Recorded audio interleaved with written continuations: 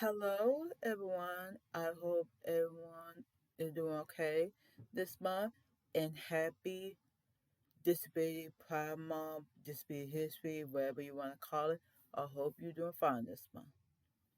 So, today I'm going to talk about ADA or American with Disability Act. And we're going to celebrate the 34th year that ADA had been in, what had been forced into law. Let's say that. And it had it became law on July 26, 1990. And like, when I first heard about ADA, when I learned about it when I came well actually before I came an activist, 3 years before I came an activist. That's when I learned about ADA. Like when I learned about ADA, I don't know nothing about nothing except IAP and I E wait IDEA. I think individual with disability education and accommodation or advocacy. I don't remember. It's been a while. So that I don't know two things. That is, and I didn't know ADA even existed. Well, I be seeing around, but I don't know, not aware of the protect my right as a disabled person, facing not not just being ableism in my life, whether go and get my education, or going to the airport, or getting a job, wherever it may be. That's how ADA came about. Oh, oh yeah. Yawning again. Mm. So basically, it's like ADA supposed to help cover everybody who have a disability, whether it's physical, distinct, um, blind, all type of disability, and also help those who have temporary disability, those who pregnant, supposed to help them, and I didn't know that. Yeah, help disabled people, especially in the U.S. And I basically learned a lot. And even though ADA had been forced, things like that, but disabled people did still experience ableism.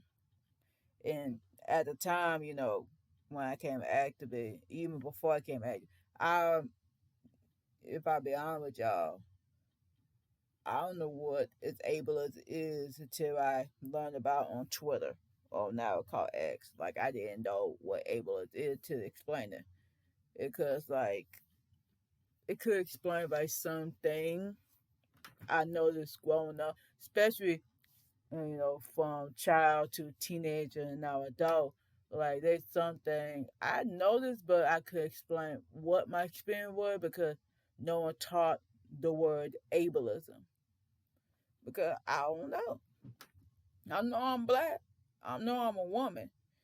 Racism, sexism, and of course homophobia, transphobia, you know, but not so much about ableism until I learned about on Twitter. Then people talk about ableism, and then think about my own life having disability, and yeah, and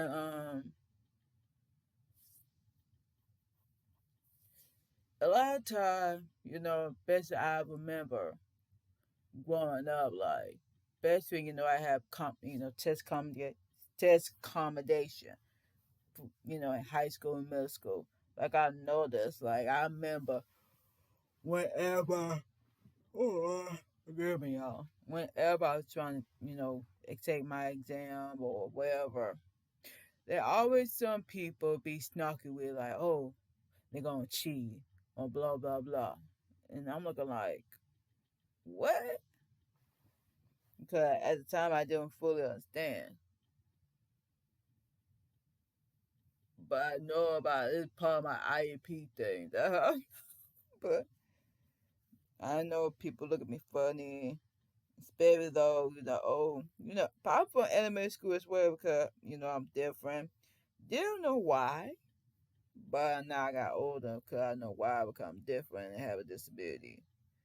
And if I be honest, like this still kind of like segregation from non-disabled people from not disabled people. Like even I notice a lot,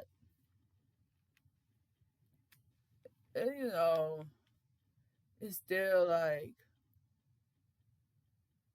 disabled people still kind of falling behind everything. Whether it's just like with education, job, whatever. Like even I notice, like even now, like even though you're probably protected, but they still though go screaming at you because you have a disability because they don't want to do all the work.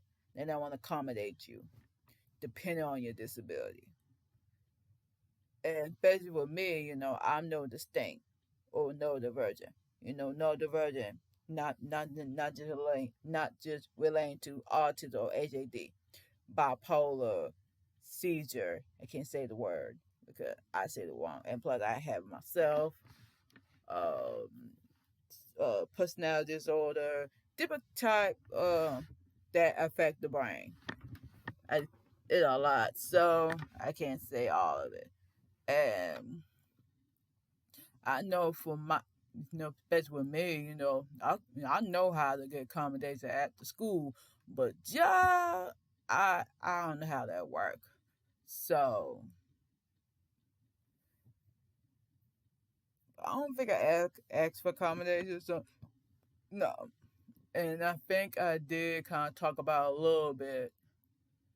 Think my Las Vegas experience a little bit, especially with accommodation, because even though you put ask for accommodation, like I remember like as an activist and hear from other people, when people do ask for accommodation, things like that, some people around who not disabled, they probably look at us funny like, you asking so much. Like, what the fuck to ask? We just need your help or something. Because some need help. Some need, sign language, interpreter. Some need, devices that have for blind people to, you know, to to operate accommodations like quiet room for no distinct people or web accommodation, have accommodation for wheelchair users. Like I don't think people want to spend all that money or whatever maybe case maybe, or they don't know, or just plain old ignorant. Cause it's still like lack of awareness around disability, even though it getting out there, but the ignorance still there, and you still have people just like ignorant, still including disabled people from everyday life. Like it don't make no sense. Like even though we integrated, but then I know some part, especially schools that I was in secondary school, it's still kind of like segregated, you know, from non-disabled people from disabled people. So it's like it's still there, but I know for college, it integrated, but it depends on the structure and depending on school if they, accessible and willing to work with you. That is a different story. And I can't speak for all today people. I just speak from my own experience. Like I know, based on my experience, like there's some people just don't know, like you know about disabilities. So I'm just plain ignorant, and in my undergraduate, since I graduated in May, I'm in this you know club called Beta Alpha Pi. Um, but now they're trying to change the name because thing like that or whatever. And whew, okay, um, what am I about to say? Like, right, like talk about what like be disabled student, the ableism, thing like that, and I learned a lot, especially like my other peers, but talk about their experience, and I'm like, what in the beat? And I also learn from activists as well who been with ableism in in post secondary or college and university, and I'm looking like, what in the world? They supposed to help you, but at the level of ableism in colleges and old universities, and I'm like, y'all gotta be kidding me. And that's why disabled people had to self advocate or have somebody advocate for them because the system is kind of messed up. And even though ADA in enforced for 34 years, and still people not following that rule and still discriminate disabled people. So it's like this is some bullshit. So and what led to in the creation of ADA, um, in the disabled activists in the 1960s or civil rights movement era, they try to make changes, to make sure that disabled people are heard, and also, back in the beginning, like 1960, even though that just be right activists had been there for centuries, but it was little, but it became popular in the 1960s. I think um if I remember correctly, in the 1960s, they tried, get disabled people included in society because majority of the time, disabled people usually bleh, be in institution and not in public. They being institutionalized against their will. So, in one for that, I probably in an institution, and y'all probably wouldn't see me. That 1960s. I guess they try to get rid of that and also spread awareness about disability rights, things like that. You know, make sure it come into action. Then in the 1970s, they did a sit-in. I think, hope I remember. About 704, if I believe. Let me check. So that I be forgetting. I think. No, 504. Sit. I think that's the one. Yep. 504 sit-in. Yep. Yep. That's the one. And 501 sit-in. Like, they're supposed to, like, help, disabled people to, I guess section the water, I guess they're supposed to do I'm gonna check cause I forgot y'all also there a documentary about it about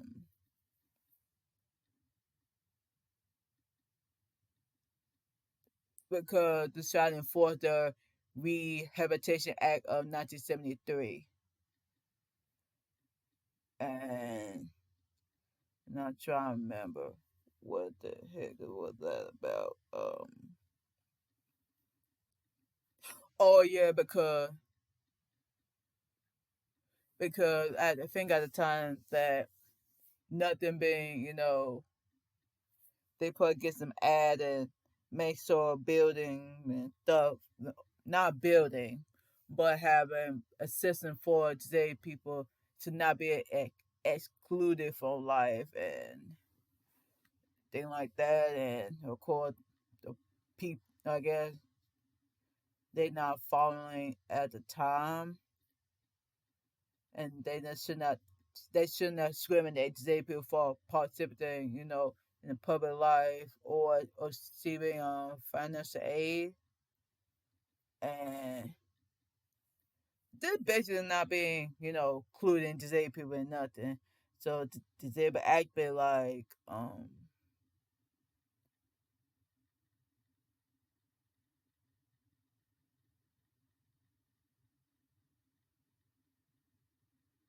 this is so bad.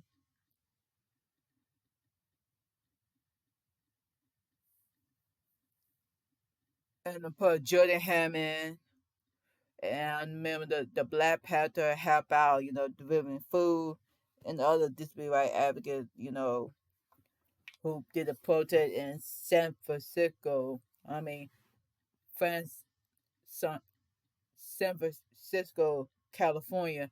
That where all the protests began, and all that jazz because like the government are not being doing so well, and like so they started protests along the way, and then it went through. So that good part. Now, of course, the disability right movement did continue. Then in the 1980s, they tried to get, transportation, for today people, public transportation, and other thing. And I guess they'll lead up to ADA because, make sure disabled people not be discriminated, not be institutionalized, make sure they include in, housing, everyday life you could think of, and job, whatever, right? And that what man uh ADA created today, which is, 34 anniversary of ADA being enforced on July 26, 1990. And, you know, it's still here today. But I know it's a long way to go, you know, to, make sure that today people are heard as they and not be discriminated. And even though I have used some, accommodation, like I know mostly for my education. And like I went to, community college first before I transferred to a full university. And I graduated this May, and now I'm going back to grad school. And and I remember a little bit what people talk about their experience at the academia. And I'm like, you gotta be kidding me. But I'm hoping that not be the case. But if I had to, you know, if I had to accept advocate, and it's gonna be a lot, but I gotta do what I gotta do. But I'm gonna go into business school, so I'm thinking it's gonna be the same process. Make sure you get accommodated, and I'll be fine from there. So nothing to worry about. And then now I got my first internship, um, which I'm starting in July. And I don't think I ever asked for accommodation before, even though I have a job myself. But I don't think I ever have like accommodation for my job. I don't think I ever did. If I did, I would know by now. But yeah, maybe because due to internalized ableism, and it could be why I don't ask for help. Something except for school, that different. But for everyday life, I nah. But So it's like, gotta be okay. So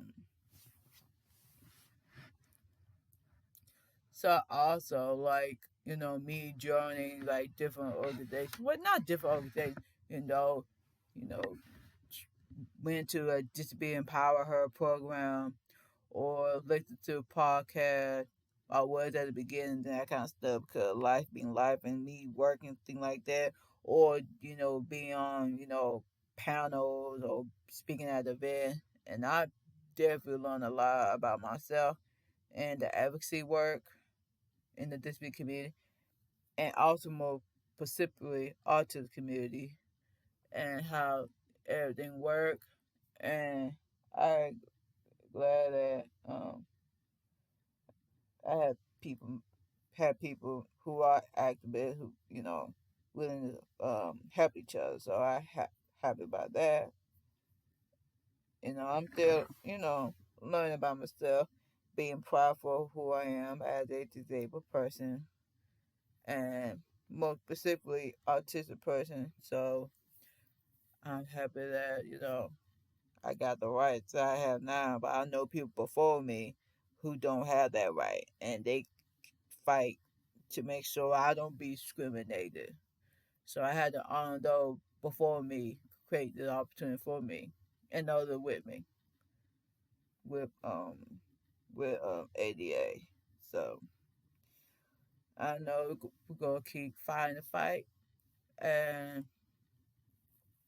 do what we gotta do, and also just I love talk about intersectionality.